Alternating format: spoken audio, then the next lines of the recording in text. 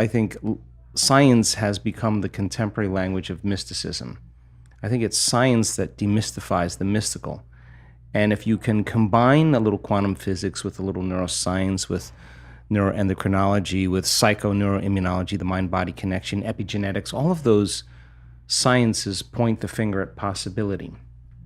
And if you talk about religion, if you talk about culture, if you talk about tradition, even spirituality, I notice that you divide an audience. But science, in a sense, creates community. So people come for all kinds of reasons. And what I've learned in the last year or so is that what people really want is wholeness. Because when we want something, we're in separation or in lack, right?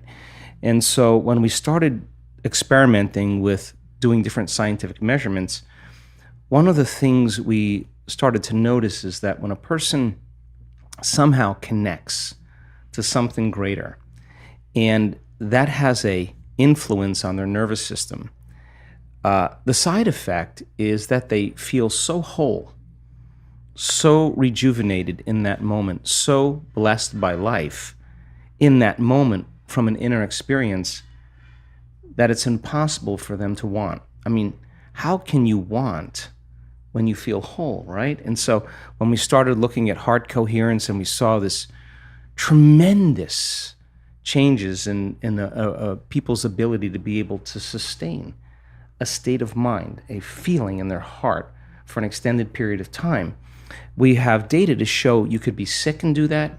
You could be a vegetarian and do that. You could be a carnivore and do that. You could be rich. You could be poor. And it doesn't, if you're skinny, overweight, doesn't matter. Once you learn that skill of self-regulation and being able to experience a greater level of wholeness, that if you can create from wholeness instead of separation or lack, you can produce greater effects on the nature of reality.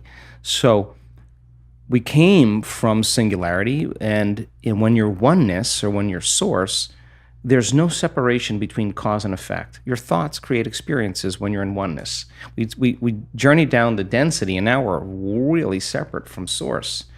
And so what happens between cause and effect is called time.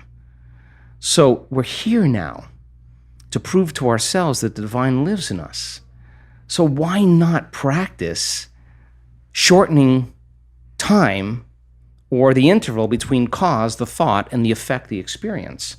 And when you start seeing something appear in your life as a result of you at cause, you start getting more kind, more caring, more loving, more conscious, more present, because you feel more whole.